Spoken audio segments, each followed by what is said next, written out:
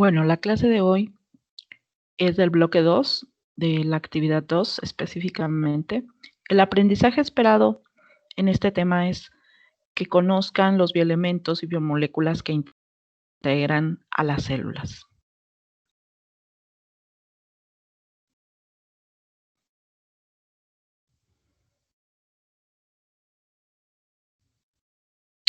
Los objetivos. Reconocer los bioelementos en los seres vivos. Reconocer el agua como una biomolécula fundamental en todos los seres vivos. Sabemos que sin algunos bioelementos pues no sería posible la vida y por lo tanto una de las biomoléculas inorgánicas de mayor importancia pues es el agua, cual líquido vital para todas nuestras actividades. Los seres vivos están compuestos por moléculas, las cuales si se examinan individualmente cumplen con todas las leyes físicas y químicas que describen el comportamiento de la materia.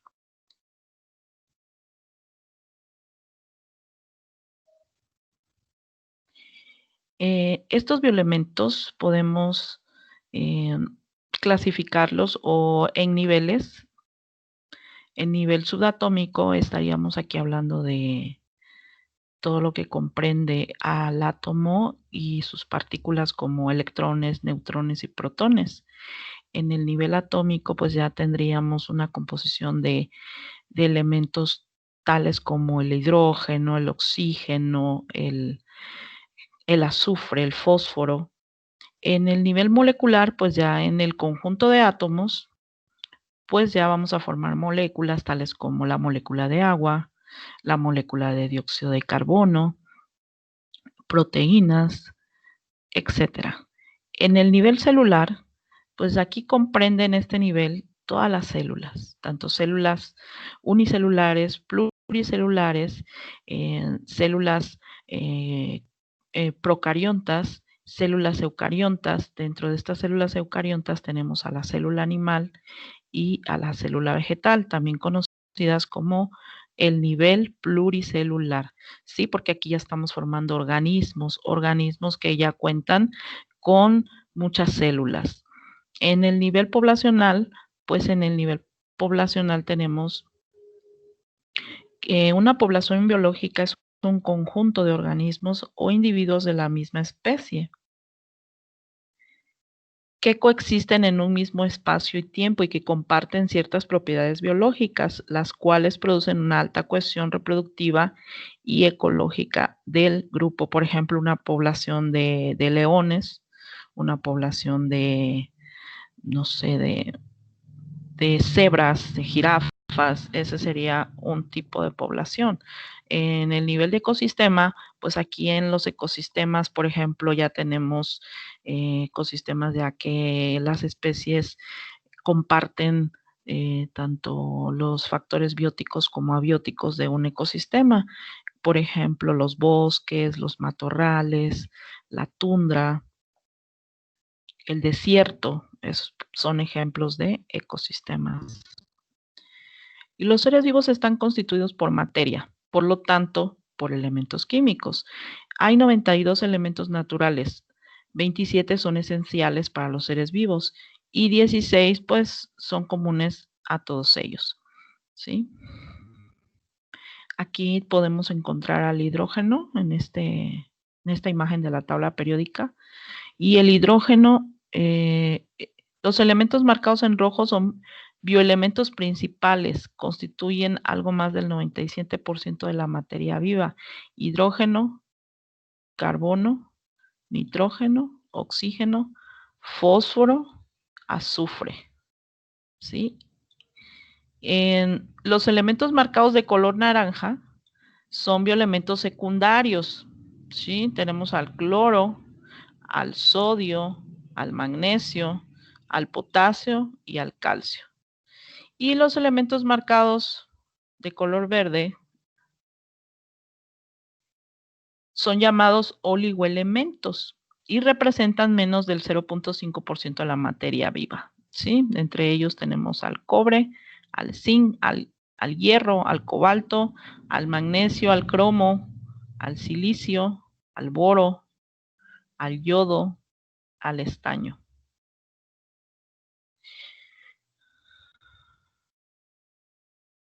Los bioelementos principales abundan arriba del 97%, ¿sí? Constituyen el 95% de la materia viva. Y tenemos al famoso CHOMS, ¿sí? CHOMS, carbono, hidrógeno, oxígeno, nitrógeno, fósforo y azufre.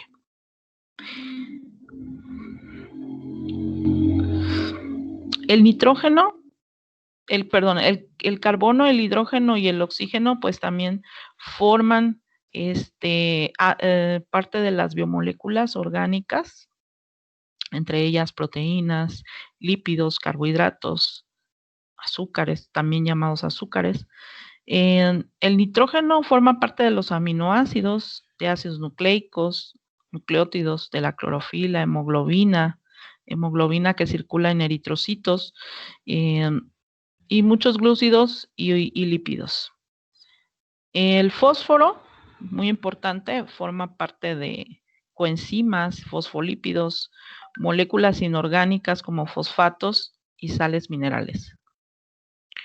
El azufre también es un componente, un átomo o elemento que forma parte de la cisteína, metionina, que son parte de los aminoácidos de proteínas y de otras moléculas orgánicas como la vitamina B y la coenzima A. Entre los bioelementos secundarios que forman el 2.5% de la materia viva está el calcio, está el magnesio, sodio, potasio, cloro. El calcio es forma parte del carbonato cálcico, que es el componente principal de estructuras esqueléticas de muchos animales.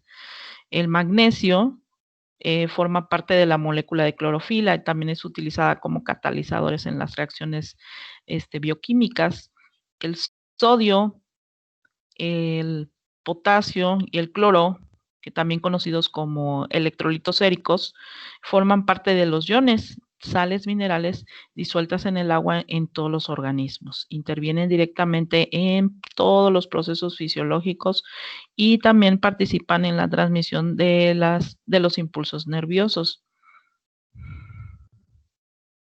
Los oligoelementos que forman parte de una pequeña parte menor al 0.5% de la materia viva, tenemos al manganeso, al hierro, al cobalto, al cobre, al zinc, al yodo, al flúor, al silicio. ¿Sí? Tanto su déficit como su exceso pueden producir graves trastornos en los seres vivos. Estos oligoelementos son considerados como oligoelementos universales, ¿sí? Estos solamente se encuentran en algunos grupos de seres vivos, no en todos. Dentro de las biomoléculas inorgánicas tenemos al agua, la molécula de agua, tenemos sales minerales, algunos gases. Dentro de las biomoléculas orgánicas tenemos a los glúcidos o carbohidratos, lípidos, proteínas, ácidos nucleicos, entre otras. La composición química de una célula, ¿sí? El 70% de la composición química de la célula es agua. Y otros químicos forman el 30%. Dentro de esos químicos tenemos iones, pequeños iones, fosfolípidos, 2%, una molécula de DNA del 1%, el RNA del 6%, en su mayoría proteínas el 15% y polisacáridos del 2%, también llamadas macromoléculas. Pues como decíamos que el agua pues es un líquido vital, fundamental para poder realizar todas las actividades de los seres vivos. La vida depende de la presencia de agua. Impregna todas las células, todas las partes de la célula están constituidas por este medio que se llama agua, en el cual se transportan los nutrientes. Sí, el agua es el vehículo o el medio por el cual se van a dar el transporte de nutrientes desde el interior hacia el exterior y del exterior al interior de las células, habiendo también una transferencia de energía.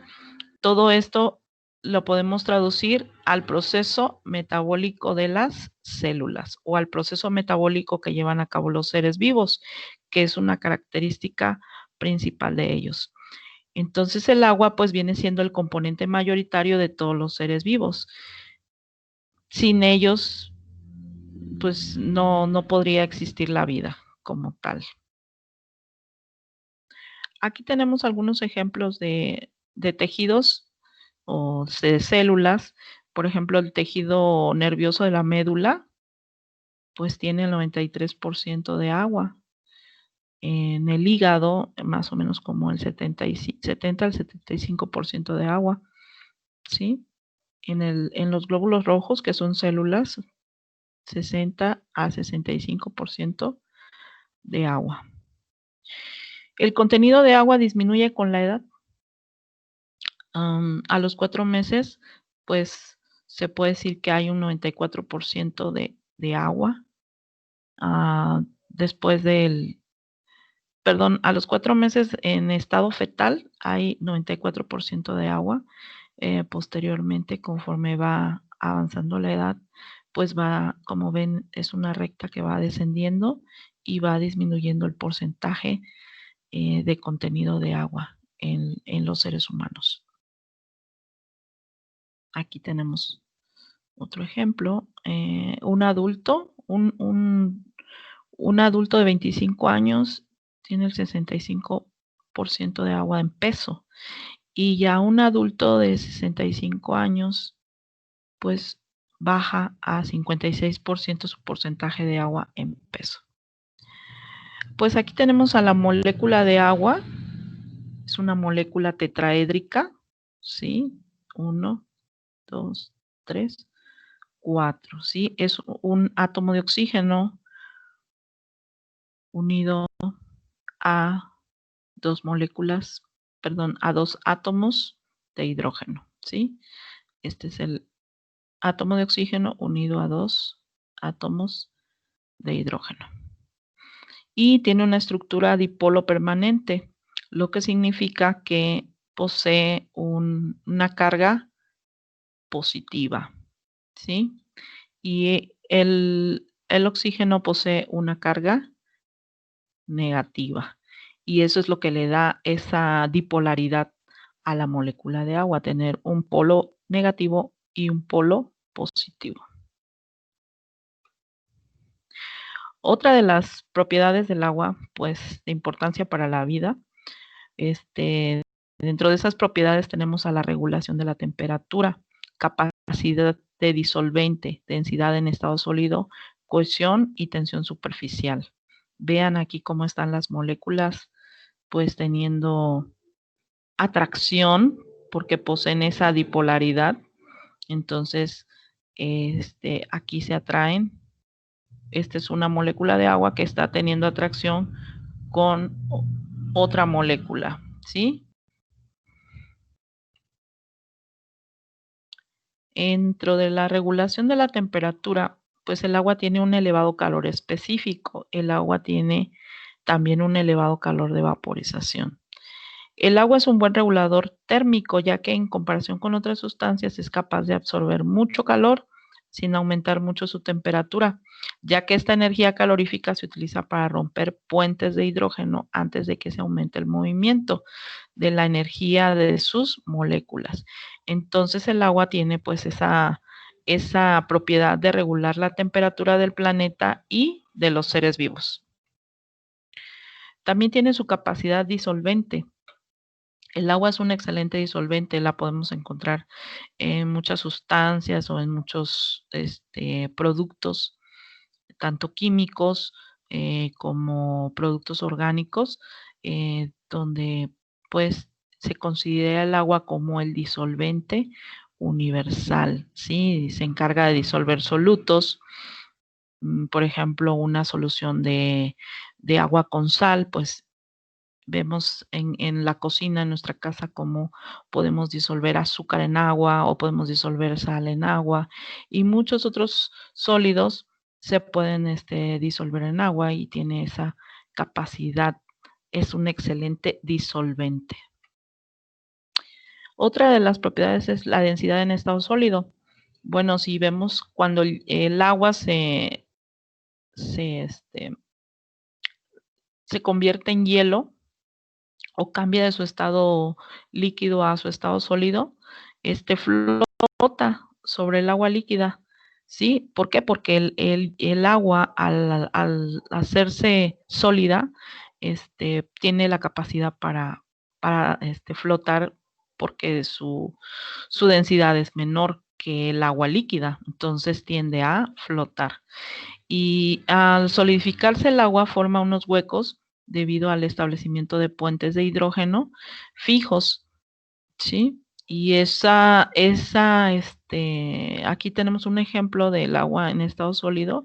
Vean cómo aquí hay la unión de las moléculas de agua, cómo es más, se puede decir, es más estrecha la unión que en estado líquido. Si pueden ver aquí hay más separación entre las moléculas y se sienten un poco más distantes las uniones a comparación de aquí que son mucho más cercanas, las uniones de enlaces por puente de hidrógeno. Estos son enlaces por puente de hidrógeno. Y en el estado gaseoso, pues súper dispersa la unión que pudiera darse entre moléculas de agua. Es más, cohesión y tensión superficial, esa es otra propiedad. Ustedes cuando están en algún lugar donde hay agua y observan que algunos insectos pues tienen esa, flotan en el agua debido a esa gran cohesión que presenta la propiedad de las moléculas de agua.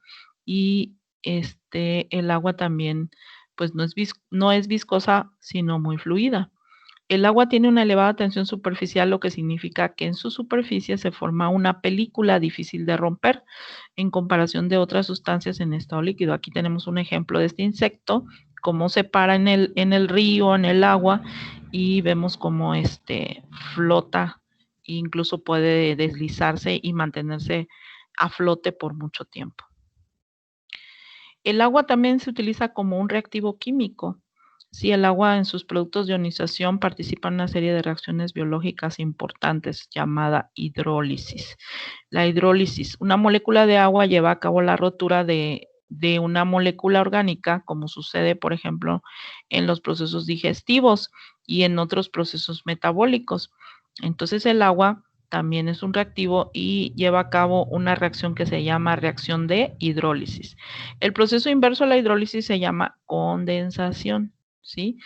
Las moléculas sencillas se unen para obtener otras mayores, el cual origina moléculas de agua que se denominan agua metabólica.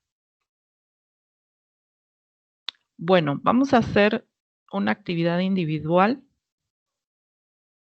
No, vamos a hacer una actividad en grupos. En caso de que no se pudiera llevar a cabo la actividad en equipo, pues lo van a hacer en individual. Van a realizar un mapa conceptual con los principales conceptos de bioelementos y biomoléculas. Ya se vieron algunos aquí, pero ustedes también van a investigar. En su bloc de notas ya les agregué ahí en todo el bloque 2 actividades para que ustedes vayan empapándose de los temas de bioelementos y biomoléculas. En la actividad 2, ¿cuál es la importancia del agua para la salud? Van a investigar cuál es la importancia, qué tan importante es el agua para la salud de los seres humanos. Y número 3, van a elegir una propiedad del agua, de las que ya vimos, y la van a explicar. Sí, elijan una propiedad y propongan un ejemplo para que cualquiera de estos, ya sea en regulación de la temperatura, capacidad disolvente, densidad en estado sólido, cohesión y tensión superficial.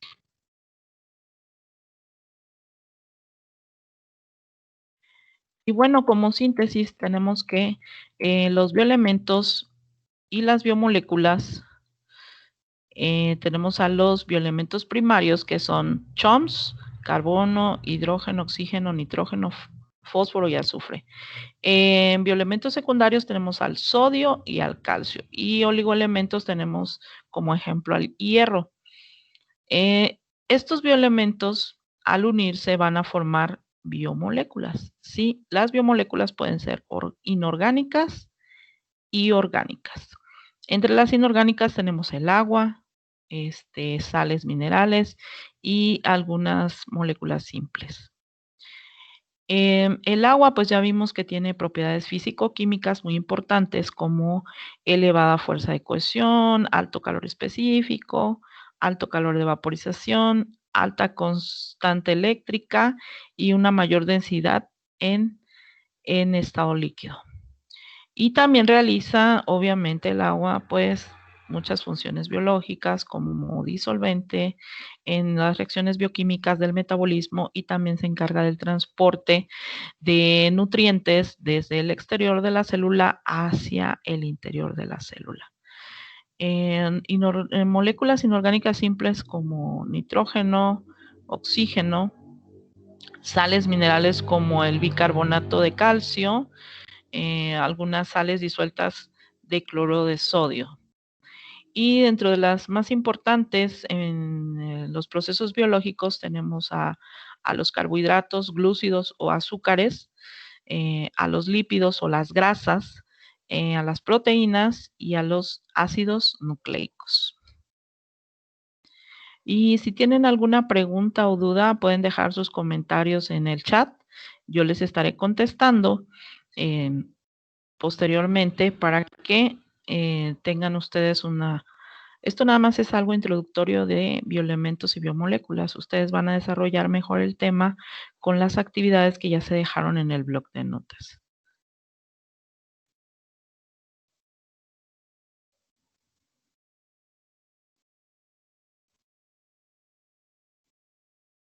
Bueno, jóvenes, con esto estaríamos terminando la presentación de la clase de biomoléculas.